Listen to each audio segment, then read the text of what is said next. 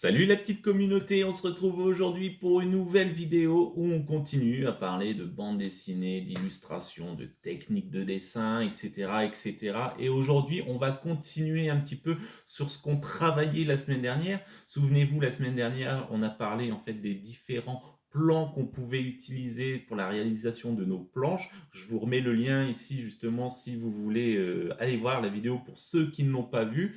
Et donc, je vous conseille en tout cas d'aller voir cette vidéo avant ou après pour avoir un complément par rapport à ce que je vais dire aujourd'hui. Et regardez bien la vidéo jusqu'au bout parce que je vous donne vraiment différentes choses qu'il faut vraiment savoir avant de se lancer dans la réalisation des planches.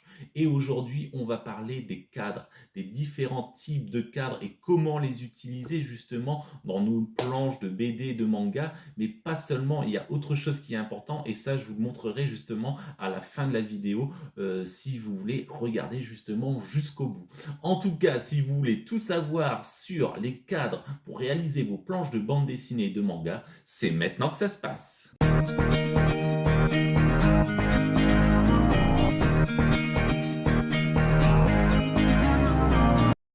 Donc aujourd'hui, on va parler des cadres. La semaine dernière, on avait parlé des plans, des différents types de plans, je l'ai déjà dit. Et là, on va continuer en fait dans cette foulée, en fait, toujours pour vous compreniez bien exactement comment vous devez construire vos planches de bande dessinée. Donc ça se fait dès le scénario et dès le storyboard, etc. C'est vraiment, il faut avoir ces choses en tête. Et ici, on va parler donc des cadres. Comme je l'ai dit déjà la semaine dernière, contrairement au cinéma, on n'a pas une image fixe, c'est-à-dire que quand vous êtes devant votre écran de télévision ou votre écran au cinéma, on ne peut pas le varier, l'arrondir, il est forcément rectangulaire et ça ne varie pas. Contrairement à une planche de bande dessinée de manga, où là, on peut s'amuser sur les cadres. Tous les cadres ne sont pas tous pareils, ils ne sont pas uniformes, ils ne sont pas tous forcément rectangulaires, ils n'ont pas forcément tous la même taille, etc., etc. Il en existe différents et il faut savoir les utiliser. On ne les utilise pas comme ça un petit peu au hasard en se disant tiens bon là j'en ai fait un long, du coup ben là je vais en faire un plus court, là je vais en mettre un carré, là je vais en mettre un rectangulaire, ben tiens je vais en mettre un dans un sens, après dans un autre, de manière un petit peu aléatoire. Non, non, non. En fait, c'est vraiment réfléchi dès le départ, dès le scénario, dès le storyboard.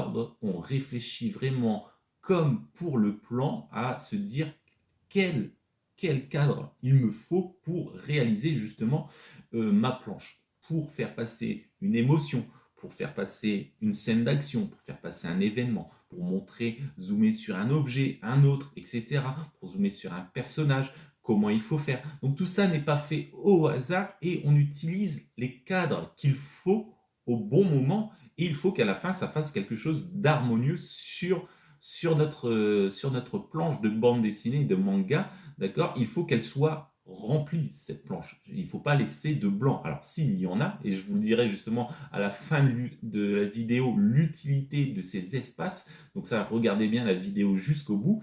Mais en attendant, là, je vais vous parler un petit peu déjà des cadres, les différents types de cadres qu'on utilise dans la bande dessinée et le manga. Donc le premier cadre qu'on va utiliser, c'est ce qu'on appelle le cadre horizontal. Donc celui-ci peut prendre, on va dire, toute la largeur de la bande dessinée et il peut être plus ou moins grand. D'accord. Ce cadre-là, on l'utilise souvent avec le plan d'ensemble. J'ai déjà parlé du plan d'ensemble, par exemple. On l'utilise pour planter le décor, montrer le décor, montrer quelque chose de grand et d'immense, un peu comme une scène de panorama. D'accord. C'est pour ça qu'on utilise ce plan horizontal ici. Si vous utilisez la largeur totale de la planche, mais que au niveau de cette forme rectangulaire, vous le faites moins épais, moins vous le faites épais, plus ça va donner un effet de panorama allongé. D'accord.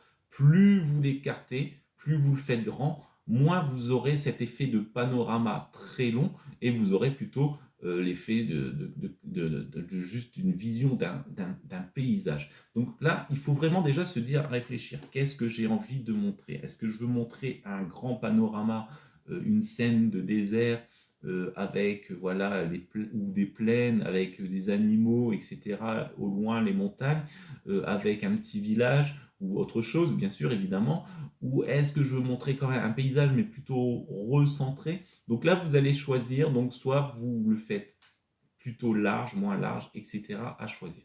Voilà, ça c'est le cadre horizontal. Et on n'est pas non plus obligé d'utiliser, on va dire, toute la largeur de la planche. On peut le mettre que sur une partie de la planche, d'accord? Il va être plus court et là, on va s'intéresser plutôt, on sera plus forcément sur le plan d'ensemble, on pourra toujours représenter des paysages, etc.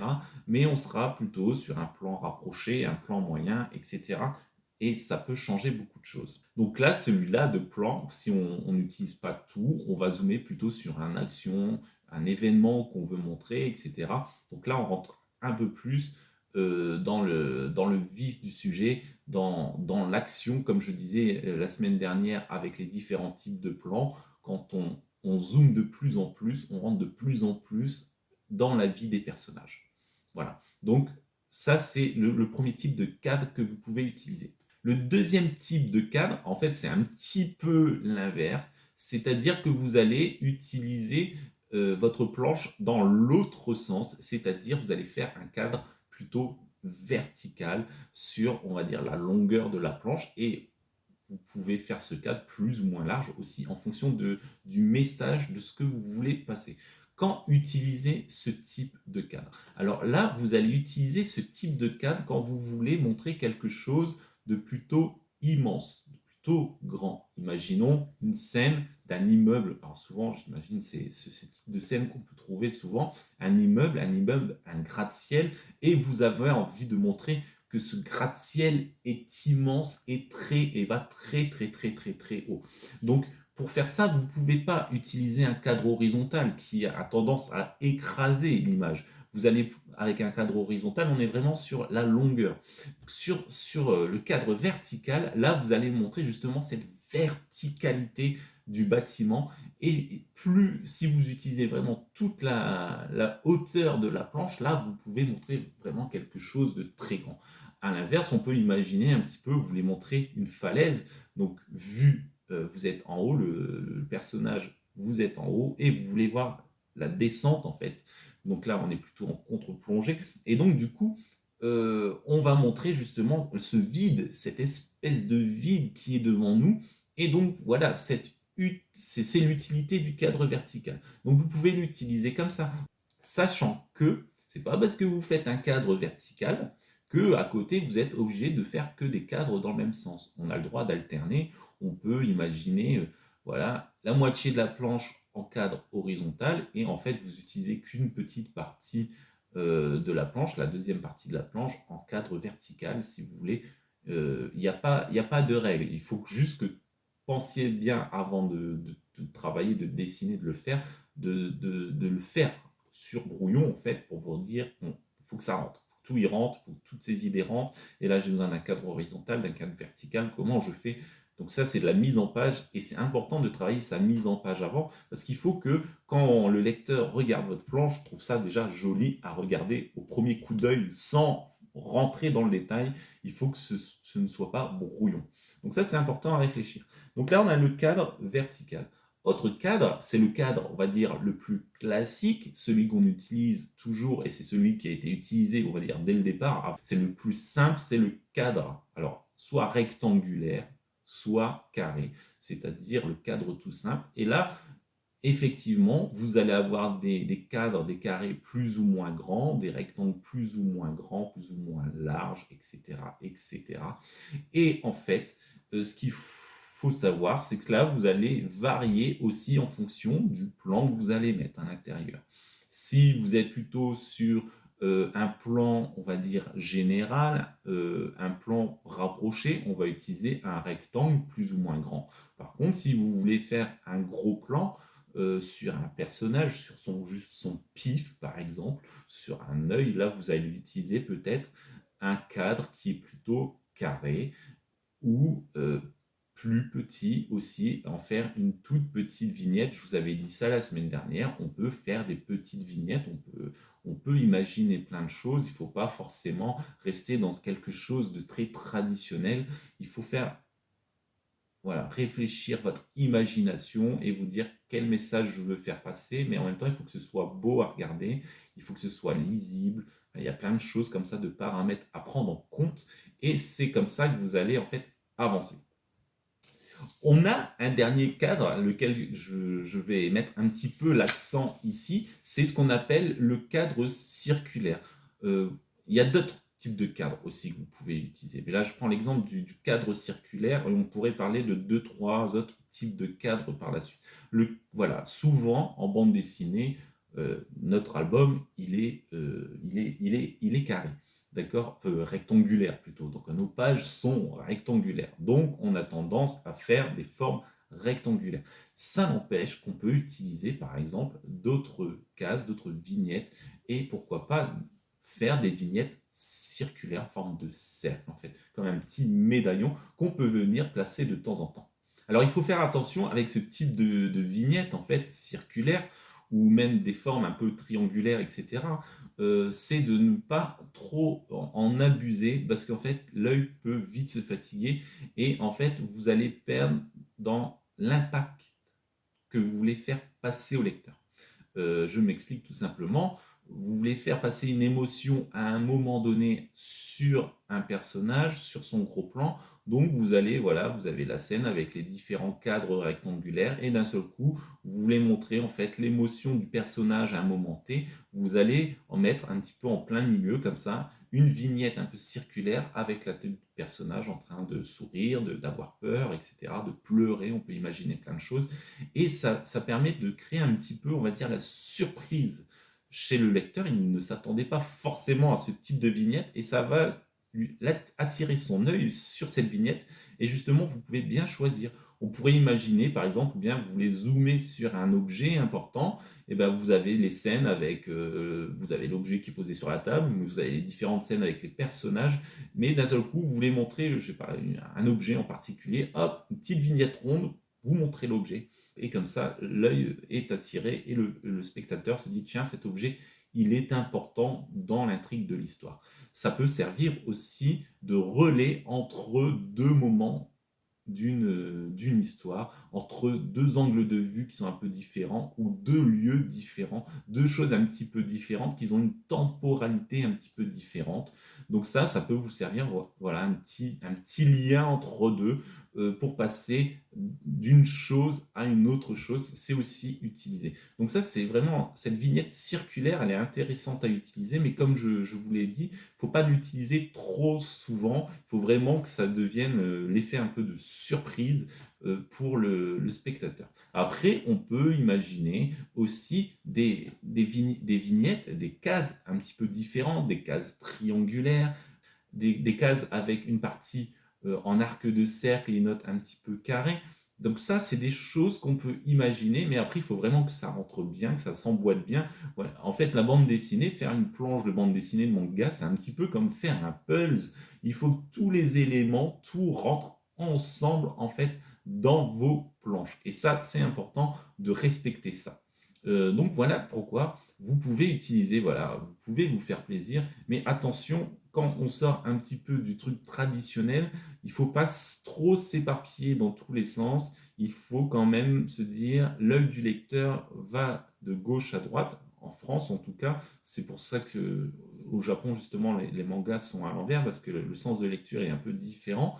Donc, mais en France, ou en Europe en tout cas, on lit de gauche à droite, d'accord, et de haut en bas, etc. Donc ça, il faut y penser. Il faut penser au lecteur quand vous faites votre histoire et justement utiliser les bons cadres au bon moment, au bon endroit pour voir justement si l'œil du lecteur suit bien ce que vous voulez faire. Mais ça, on en reparlera dans d'autres vidéos. Et j'en viens donc à la dernière chose que je voulais vous dire aujourd'hui, une chose qui est très importante et on n'en parle pas souvent, très rarement, et c'est quand même, on va dire, une base pour bien réussir ses planches de bande dessinée, pour réussir ses planches de manga ou de comics, c'est les espaces blancs entre les cadres. C'est très important. C'est ce qu'on appelle les gouttières. Et vous avez un autre espace blanc. Et ça, c'est aussi un espace important. Ce sont les marges. Vous avez les marges gauche et droite et haut et bas. Et ça, il faut le prévoir, d'accord? Quand vous faites vos planches, déjà, la première chose à vous dire, c'est qu'il faut que toutes mes planches soient uniformes et harmonieuses. Il faut que toutes mes planches soient à la même dimension. N'allez pas me faire une planche plus grande avec des marges plus larges et une planche d'après où les marges ne sont pas les mêmes. D'accord? Alors des fois, vous voyez maintenant dans certaines BD, ça dépasse, etc. Effectivement, on peut dépasser, mais n'oubliez pas qu'il y a toujours cette histoire de marge, surtout après quand il y a l'impression, la découpe, il faut penser à tout ça. Et on laisse toujours quand même des marges, on laisse toujours des gouttières, ça c'est important. Alors les gouttières, vous allez me dire, on les fait de quelle taille? Ça dépend. Alors souvent, c'est sur du 0,5 cm. Une gouttière, c'est à peu près 0,5 cm. Ça peut être des fois un peu moins. On en voit 0,4, 0,3, mais ça commence à faire petit, mais plus, voilà, on est plus, le standard serait plus autour des 0,5. Et au niveau des marges, ça va dépendre un peu des éditeurs, des albums. Chaque éditeur a un petit peu son format. Vous allez dans un magasin, vous verrez, toutes les BD ne sont pas forcément, ou les mangas en plus, voilà, entre BD et manga c'est différent, donc toutes ne sont pas au même format. Donc là, des fois, c'est un truc à voir si vous passez par un éditeur, à voir avec l'éditeur en vous disant quelles sont vos marges. Donc ça peut être une chose importante à faire pour justement bien travailler dès le départ. Donc ça, ces espaces blancs, c'est pas là juste parce que c'est comme ça. Non, en fait, c'est très important de se dire, ok, là, entre cette scène-là et cette scène-là, il va y avoir un moment blanc. À quoi sert ce moment blanc? En fait, c'est le moment où le lecteur doit réfléchir un petit peu par lui-même. Vous ne mettez pas tout dans une planche de bande dessinée. Vous ne racontez pas tout. Entre une scène qui est dans une vignette, dans une case, et la scène qui suit, vous n'allez pas comme dans un dessin animé, montrer tous les mouvements. Imaginons, je reprends ce mouvement du coup de poing, d'accord? Vous n'allez pas faire une planche où on voit le gars, comme ça, avancer avec son poing. Non, vous allez montrer un, peut-être où il se prépare, et un où il tape. Et dans l'imaginaire, dans la tête, dans le cerveau, si vous voulez, de vos lecteurs, ils vont se recréer cette image en se disant, première image, il met le poing, deuxième image, il tape le gars. Donc, on sait voilà, qui a eu ce mouvement. Donc ça, c'est un travail important du scénariste et du dessinateur, ça fait partie de l'art de la bande dessinée, c'est de se dire qu'est-ce que je montre et qu'est-ce que je ne montre pas. Qu'est-ce que j'ai besoin de montrer pour que l'œil du lecteur comprenne l'histoire et qu'est-ce que je n'ai pas besoin de montrer pour que, en fait, le lecteur euh, arrive à imaginer la suite. Le lecteur a besoin de comprendre la scène, mais vous ne pouvez pas tout raconter. Donc entre eux, justement, dans ces gouttières, c'est un temps d'arrêt, c'est le temps où le lecteur prend le relais pour inventer la suite de l'histoire, pour inventer des fois un petit peu sa propre histoire. Tous ces blancs sont importants, c'est ce qui va donner le rythme en fait entre les différentes cases et dans l'histoire que vous voulez donner. Voilà. C'est ce que je disais tout à l'heure, voilà, le mouvement qu'on déplie. Donc, pour certaines histoires, des fois, on veut ralentir le rythme. Donc, qu'est-ce qu'on va faire? On va vraiment découper des images qui sont beaucoup plus proches, des mouvements qui sont beaucoup plus proches. Et puis, de temps en temps, on a envie de montrer quelque chose qui se passe vite, comme une course de voiture, etc. Donc, on ne va pas montrer tout le trajet de la voiture. Donc, on va mettre trois, quatre images, comme ça, trois, quatre cases. Et en fait, on va mettre ces interlignes et ça va être fait de manière à ce que ça donne du rythme à notre planche ou ça en donne moins. Regardez vraiment les bandes dessinées, comment elles sont faites. Regardez comment les dessinateurs et les scénaristes intègrent leurs différentes images justement pour réaliser leurs planches de bande dessinée. Et voilà, cette vidéo est terminée encore une fois.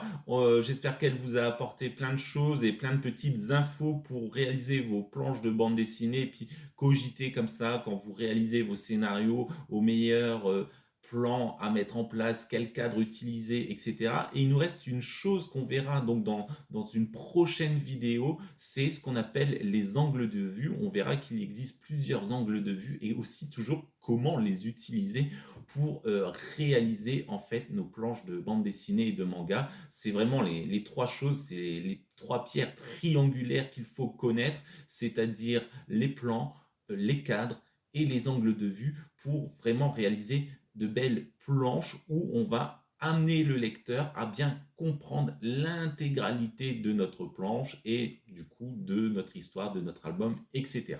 Mais ça, on le verra donc dans une prochaine vidéo. En tout cas, en attendant, je vous dis merci. Merci à tous ceux qui nous rejoignent. Merci pour les futurs abonnés. N'hésitez pas justement à venir en dessous pour vous abonner à cette chaîne pour voir les futures vidéos et pour aller voir les anciennes vidéos. Vous pouvez aussi liker si vous voulez voilà, montrer que les vidéos vous intéressent ou alors me laisser aussi un commentaire. En tout cas, je vous dis à la semaine prochaine pour de nouvelles vidéos. Allez, salut, ciao!